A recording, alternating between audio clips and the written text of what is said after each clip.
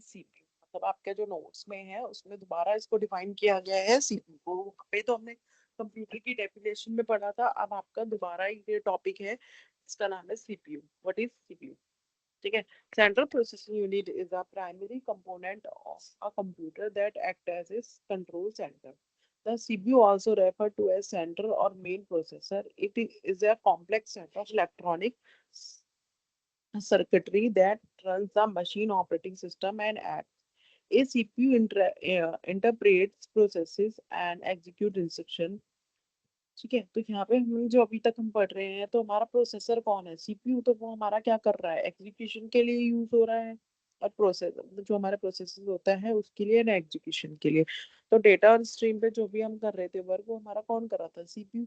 तो सीपीयू हमारा क्या है? एक कंट्रोल सेंटर होता है जो हमारी प्रोसेसिंग के लिए भी यूज होता है, मेन प्रोसेसर होता है, और ये हमारा एग्जीक्यूट करता है इंस्ट्रक्शंस को। More often from the hardware and software program running on the device. ठीक है, तो जो हमारे हार्डवेयर एंड सॉफ्टवेयर होते हैं वो हमारे किस पे रन करते हैं? इसमें सॉफ्टवेयर प्रोग्राम डिवाइस पे। The CPU perform arithmetic logic and other operation to transfer data input into more usable information output. ठीक है, तो यहाँ पे जो हमारा परफॉर्म होते हैं वो होते हैं हमारे arithmetic logic and other operation, किसके लिए? डेटा को ट्रांसफर करने के लिए, data input into more usable information output. जब हमारा इनपुट डेटा होता है वो हमारा प्रोड्यूस करता है आउटपुट, तो उसको हम ट्रांसफर करते हैं और हमारा प्रोड्यूस होता है आउटपुट, तो वो हमारा कौन करता है? CPU. While the CPU must contain at least one processing core, many contains multiple cores. A server with two hexa-core CPUs, for example, will have a total of 12 processor. ठीक है? Why you need to know about the central processing detail? ठीक है, अब हमारा जो CPU की होती है उसकी रिक्वायरमेंट हमें क्यों पड़ती है? ठीक है, वो है why we need CPU. Running multiple processor units simultaneously allow the multitasking can be dramatically improve performance. But while important, the number of core and processor are not only factor that need to be taken into consideration. To determine the best CPU for object project, developer typically focus on the specific application that will be depend on the CPU and identify the most important feature based on those apps requirement. Among the many things are considered. ठीक है, तो यहाँ पे first क्या है? How many cores are required, but CPU speed is required. ठीक है, तो ये क्या है? आपकी कंसीडर करने वाली चीजें हैं जो हम सीपीयू पे करते हैं। But CPU speed is required. ठीक है, but size, cash temporal storage is required for quick retrieval. तो मैंने आपको बताया था कैश मेमोरी किस लिए यूज होती है? हमारी यूज होती है ये क्विक रिट्रीवल के लिए, इसको हम बोलते हैं temporary storage. If there is processor capabilities with a motherboard socket, if a integrated GPU is required for support graphics. ठीक है, ठीक है। तो cache memory small high speed storage इन कंप्यूटर। तो ये क्या होता है? स्मॉल होता है साइज में और हाई स्पीड स्टोरेज होती है कंप्यूटर की with the help of cache memory. The cache is smaller and faster memory that store copies of the data from frequently used by main memory location. ठीक है, तो ये हमारी स्मॉलर होती है, फास्टर होती है मेमोरी, और ये क्या करती है? स्टोर करती है कॉपीज ऑफ डेटा। किसकी? Main memory. मेन मेमोरी में से डेटा लाती है और उसकी जो कॉपीड फाइल होती है वो किसमें स्टोर होती है? हमारी मेन मेमोरी में। There are various independent cache in the CPU. यहाँ पे हमारे इंडिपेंडेंट कैश होते हैं सीपीयू में, which store instructions and data. ठीक है, तो सीपीयू के पास जो होता है वो हमारे पास क्या होता है? जहाँ से वो डेटा को फैच करता है, कैश। और इसमें हमारी क्या होती है? इंस्ट्रक्शंस होता है एंड डेटा होती है। The most important use of cache memory is that it used to reduce the average time of access data from the main memory. By storing this information closer to the CPU, cache memory helps speed up the overall processing time. Cache memory is much faster than the main memory. ठीक है, when a CPU needs data, it first checks the cache. If the data is there, the CPU can access it quickly. If not, it must fetch the data from the slower main memory. ठीक है, अब मैं आपको बताती हूँ। ठीक है, read out कर ली। यहाँ पे हमारा ये क्या हो गया, डेफिनेशन हो गई। देखो, जब हमारा जो सीपीयू होता है, सीपीयू के पास जो भी हमारा इनपुट आता है या इंस्ट्रक्शंस आती है प्रोसेसिंग के लिए, तो वो डेटा, उसको क्या चाहिए होता है, डेटा चाहिए तो प्रोसेसिंग करने के लिए। तो डेटा यदि वो मेन मेमोरी से लेता है डायरेक्टली, तो वो क्या पड़ता है उसके लिए स्लोअर। लेकिन हमारी जो सीपीयू की स्पीड होती है इतनी जल्दी होती है, फास्ट होती है, तो उसके लिए हमारा क्या आता है बीच में, कैश मेमोरी। इसको हम बोलते हैं टेम्पोररी मेमोरी, और सबसे स्लो स्मॉल मेमोरी होती है। ठीक है, अब हमारा जो सीपीयू होता है वो हमारा किससे डेटा को फैच करता है, वो करता है कैश मेमोरी से। अब जब वो कैश मेमोरी से उसको फैच करता है, तो उससे हमारा बेनिफिट क्या होता है कि जो हमारा टाइम होता है, एक्सेस डाटा, एक्सेस टाइम होता है, वो हमारा क्या हो जाता है, रिड्यूस हो जाता है। ठीक है, डेटा को एक्सेस करने का जो टाइम होता है रिड्यूस हो जाता है, क्योंकि कैश मेमोरी का साइज भी छोटा है, उसमें फाइंड करना भी इजी होता है, और वो हमारे सबसे नियरेस्ट होता है।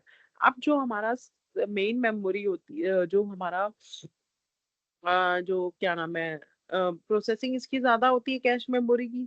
ठीक है, प्रोसेसिंग टाइम्स की ज्यादा हो गई, क्यों, क्योंकि कैश मेमोरी से क्या हुआ करता है, फास्टर इसको फास्टर लेता है इसमें से data as compare to main memory. यदि हमारे सीपीयू को डेटा की रिक्वायरमेंट आई है, तो वो पहले कैश मेमोरी के पास जाएगा। यदि वो कैश मेमोरी पे चेक करेगा, यदि उसको डेटा मिल गया वहां से, तो वो उसको क्विकली एक्सेस करेगा एंड रन करेगा। अदरवाइज को डेटा नहीं मिला, तो वो किसके पास जाएगा, मेन मेमोरी के पास, और वहां से डेटा फैच करके उसको यूज करेगा। अब हमारे क्या characteristics of cache memory, characteristics क्या है, cache memory is extremely fast memory type that act as a buffer between RAM and CPU. ठीक है, कैश मेमोरी में क्या है, extremely fast type of memories होती है, जो हमारी कैसे काम करती है, एज ए बफर। किसके लिए, buffer between CP RAM and CPU. RAM क्या, हमारी main memory, and CPU, CPU और उसके बीच में एक बफर का काम करती है। कि इसमें और भी पॉइंट्स होते हैं कैश मेमोरी की वर्किंग प्रोसेस, वो आएगी धीरे, मैं तभी बताऊंगी आपको, नहीं तो कंफ्यूज हो जाओगे। पहले हम बेसिक डेफिनेशन पढ़ रहे हैं। Cache memory holds frequently request data and instructions so that they are immediately available of CPU when needed।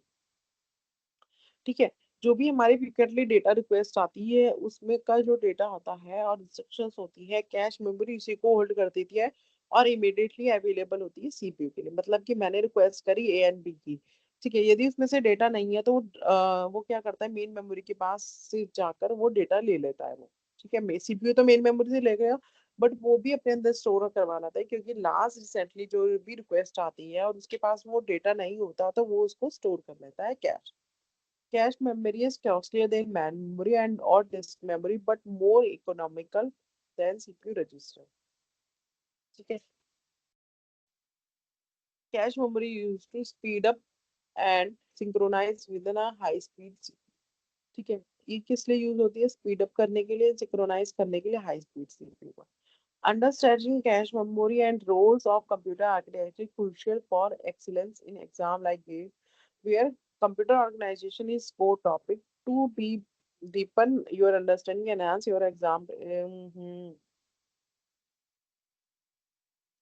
ये तो नहीं है, अब यहाँ पे डायग्राम है, ये डायग्राम सॉरी ये है ही नहीं पूरा कंप्लीट है, यहाँ पे सेकेंडरी मेमोरी एंड पे, यहाँ पे इससे कोई लेना देना नहीं है। हम यहाँ पे देखो, सीपीयू है क्या आपका, प्राइमरी मेमोरी हो गई। सीपीयू और प्राइमरी मेमोरी क्या है आपकी, रैम। इन दोनों के बीच में कौन काम कर रहा है, कैश मेमोरी। देखो, सीपीयू कनेक्ट किससे, कैश मेमोरी से सेंड कर सकता है डेटा को एंड ले सकता है, दोनों है। ऐसी कैश मेमोरी किससे कनेक्ट है, मेन मेमोरी से। कैश मेमोरी के अंदर जो डेटा आता है और रिट्रीव करता है, वो किस में से करता है, मेन मेमोरी से। बट यदि कैश मेमोरी में हमारा डेटा नहीं मिला, रिक्वेस्ट जो भेजी है सीपीयू ने वो नहीं मिली, तो वो किससे लेता है, मेन मेमोरी से। तो सीपीयू से कनेक्ट है मेन मेमोरी से भी। ठीक है, अब हमारा इसमें लेवल ऑफ मेमोरी, हमारा जो मेमोरीज के लेवल होते हैं, देखो यहाँ पे हमारी सेकेंडरी मेमोरी थी, प्राइमरी के बाद हमारी आती है सेकेंडरी मेमोरी। ठीक है, तो हमारी तीन मेमोरी आपको इसमें शो हो रही है, secondary memory, primary memory and cache memory. ठीक है, तो यहाँ पे लेवल ऑफ मेमोरी में क्या, फर्स्ट लेवल है वो हमारा क्या है, रजिस्टर। रजिस्टर जो होता है वो होता है हमारे सीपीयू के अंदर जो हम यूज करते हैं।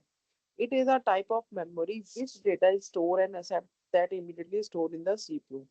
The most commonly used register is accumulator, program counter, address register, etc. तो प्रोग्राम काउंटर किस लिए यूज होता है? डेटा को, जो हमारा नेक्स्ट डेटा है उसका जो एड्रेस होता है उसको स्टोर करने के लिए। एंड एड्रेस रजिस्टर जो होता है वो किस लिए यूज होता है? मेन मेमोरी के एड्रेस को स्टोर करने के लिए।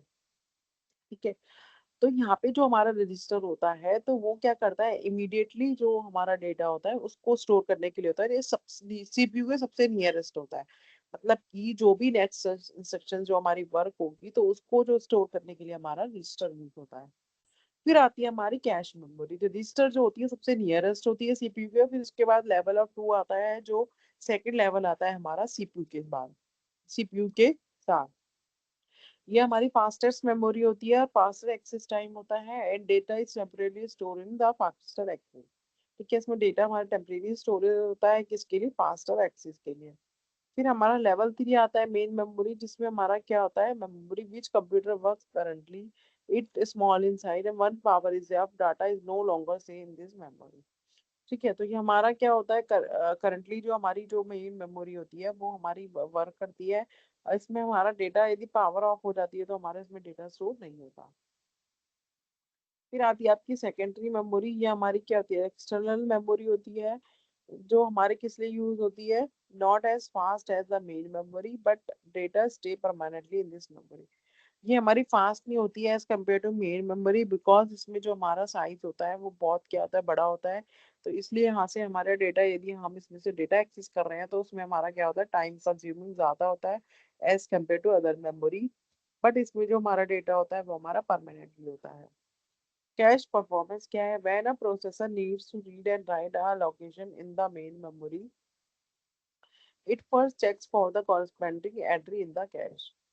अब हमारे इसमें ना कैश में दो चीजें होती है, हिट एंड मिस। ठीक है, एक होता है हमारा हिट एंड मिस। देखो सीपीयू आया, ये ना मैं ना ये जो आपको रेशो है ना, ये परफॉर्मेंस इसकी, ये मैं आपको ना एक बार डायग्राम की हेल्प से सिखाऊंगी नेक्स्ट लेक्चर में। अभी मैं आपको ओवरऑल वैसे ही बता देती हूँ थियोरेटिकल ना। देखो, हमारा सीपीयू है, सीपीयू आया, कैश आया, मेन मेमोरी। या डायग्राम देखो आप, सीपीयू ने क्या करा? सीपीयू को रिक्वायरमेंट पड़ी डेटा की, वो कैश के पास गया। कैश के बाहर कितने ब्लॉक है? 4 ब्लॉक है। ठीक है, 4 ब्लॉक में वो डेटा स्टोर है जो सीपीयू को चाहिए। तो वो क्या हो गया? Cache hit. मतलब कैश क्या हो गया? हिट हो गया, कैश में डेटा मिल गया जो कैश सीपीयू को चाहिए था। फिर उसके बाद नेक्स्ट इंस्ट्रक्शंस आई, तो फिर सीपीयू को डेटा चाहिए, सीपीयू गया कैश के पास। लेकिन कैश का जो 4 ब्लॉक थे, सारे ब्लॉक सारे क्या थे? सभी में डेटा था। और वो जब कैश के पास गया तो उसको जो डेटा की रिक्वायरमेंट थी वो नहीं मिली उसको, तो वो क्या हो गया? मिस। ठीक है, कैश मिस। कैश मिस होने के बाद जो सीपीयू होता है वो किसको रिक्वेस्ट भेजता है? मेन मेमोरी के पास, और मेन मेमोरी से वो डेटा लेता है। ठीक है, ये हो गया। अब क्या है? कैश क्या करेगा? कैश क्या वही डेटा को स्टोर रखेगा? इसको तो हम टेम्परेरी मेमोरी बोल रहे हैं। तो वो क्या करेगा? उन चारों एलिमेंट्स में से जो उसने 4 ब्लॉक में डेटा स्टोर कर रखा है उसमें से जो लास्ट रिसेंट, जो मतलब कि सबसे कम यूज वाला डेटा है उसको रिमूव करेगा, या अपने मेथड के अकॉर्डिंग जो भी हमें रिमूव करना है डेटा उसको रिमूव करेगा। और जो लास्ट रिक्वेस्ट आई थी, जो डेटा ने मेन मेमोरी से जो डेटा लिया था, उसके पास वो डेटा क्या आएगा? कैश मेमोरी उसको अपने अंदर स्टोर कर लेगी 4 ब्लॉक में, एक ब्लॉक को क्या करके? फ्री करके। तो उसको हम बोलते हैं cache miss. And cache miss के टाइम पे डेटा हमारा क्या होता है? स्टोर हो जाता है।